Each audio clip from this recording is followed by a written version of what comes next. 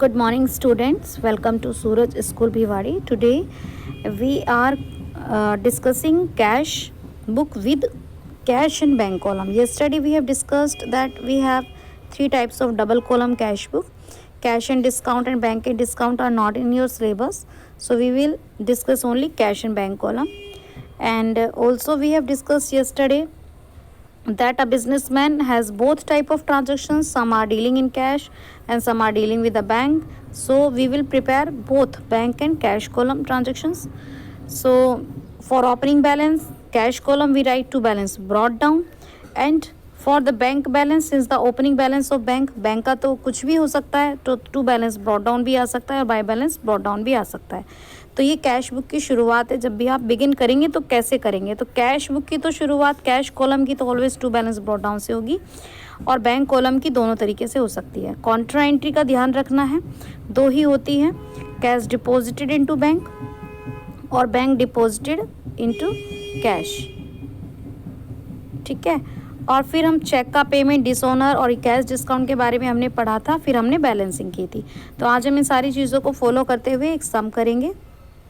तो आपने फॉर्मेट देखा ही था कैसे बनता है फॉर्मेट. यहाँ पे टी शेप हो गया, ये डेबिट हो गया, ये क्रेडिट हो गया, date, particular, LF, voucher number, cash column, bank column, और दोबारा से repeat, date, particular, ledger folio, voucher number, cash column, bank column.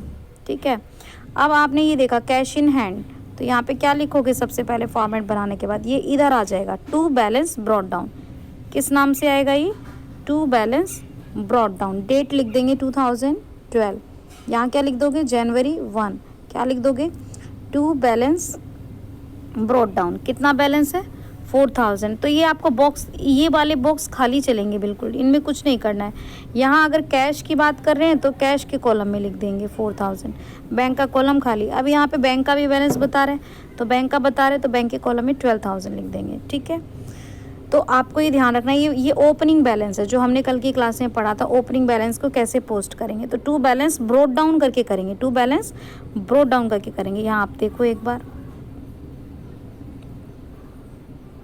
To balance brought down करके करेंगे. और अगर मान लीजिए दिया होता कि भी क्रेडिट बैलेंस है बैंक का, तो यहाँ पर आ जाता बाई बैलेंस ब्रोट डाउन, यहाँ आ जाता, फिर ये कॉलम खाली छोड़ देते. ठीक है.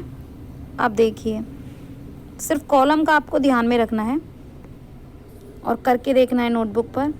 अब यहाँ पे सोल्ड गुड्स फॉर कैश है, तो आप ट्रांजैक्शन में पता लगाइए कि कैश आ रहा है या बैंक आ रहा है. तो कैश आ रहा है, तो कैश के डेबिट कॉलम में, अभी ये आपकी टी शेप है, यहाँ पे आपका कैश कॉलम है, यहाँ बैंक का कॉलम है, यहाँ पे कैश का कॉलम है, यहाँ पे बैंक का कॉलम है. तो ये वाला यहाँ डेबिट में आएगा, कैश कॉलम में. ठीक है. सुरेश से मिला, तो यहाँ पर कैश ही आ रहा है, तो ये यहाँ पे कैश के कॉलम में डेबिट में आएगा. आपको रवि से चेक मिला, आपने बैंक में जमा करा दिया, तो ये यहाँ आएगा बैंक के कॉलम में. आपको एक कॉलम ध्यान में रखना है, मनी अगर आ रहा है, मनी आ रहा है तीनों केसेस में, तो डेबिट साइड में आएगा.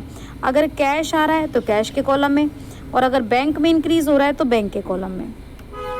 अब यहाँ देखो, यहाँ हमने सैलरी पे की है, चेक से की है, तो बैंक का बैलेंस कम होगा, तो यहाँ आएगा बैंक के कॉलम में आएगा. यहाँ किस नाम से, बाई सैलरी.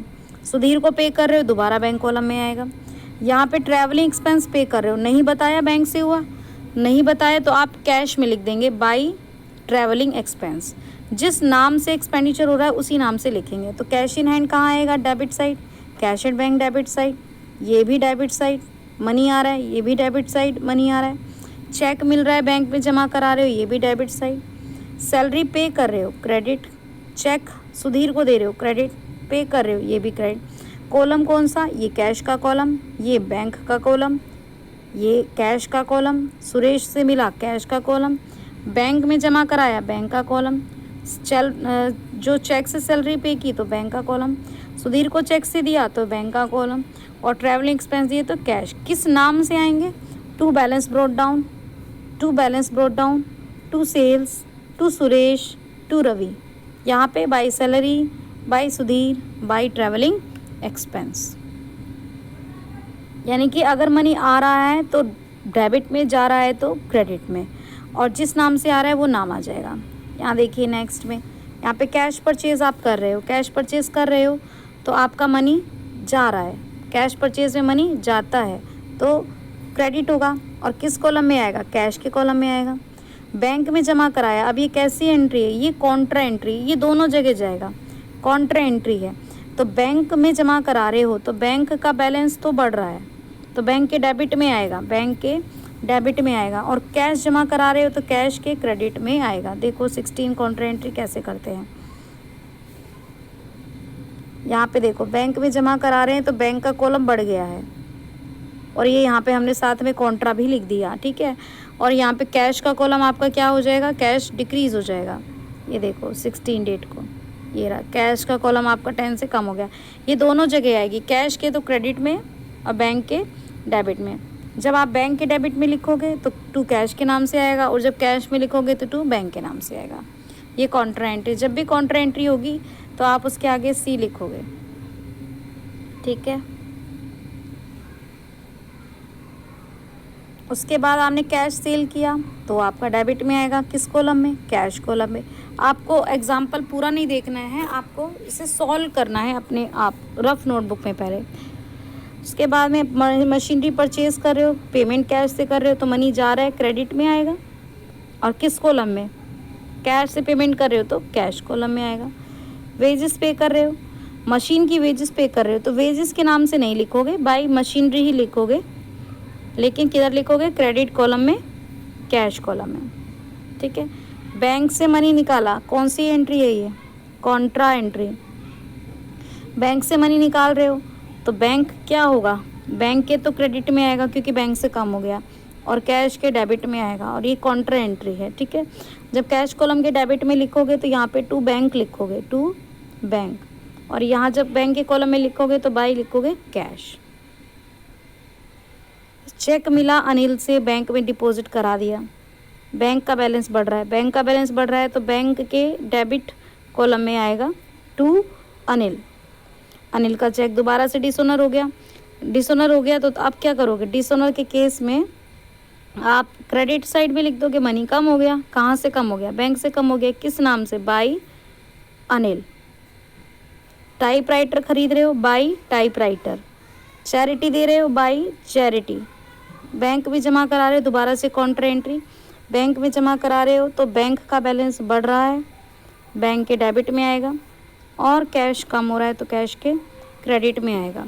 तो जो बताया है ना उसके हिसाब से आप फॉर्मेट बनाकर एक बार क्वेश्चन को करने की कोशिश करेंगे, उसके बाद आप इसको कॉपी करेंगे। ऐसा नहीं कि देखते ही एक बार कॉपी कर लेंगे। तो यहाँ पे आप कॉलम का ध्यान रखेंगे, अगर कैश में आ रहा है अमाउंट तो कैश में करेंगे, बैंक से हो रहा है तो बैंक में। यहाँ पे मनी कम इन हो रहा है, मनी आ रहा है यहाँ पे, और इन सभी केसेस में मनी जा रहा है, गोज़ आउट हो रहा है मनी इन सभी केसेस में, ठीक है। टोटल निकाल लेंगे दोनों का और फिर यहाँ पे बैलेंस आ जाएगा, ठीक है। कैश में से कैश का टोटल माइनस करना है और बैंक में से बैंक का टोटल माइनस करना है, और ये हमारे मंथ का क्लोजिंग बैलेंस, जनवरी का क्लोजिंग बैलेंस, फरवरी का ओपनिंग बैलेंस हो जाएगा। इस सम को अच्छे से प्रैक्टिस करेंगे। Thank you so much.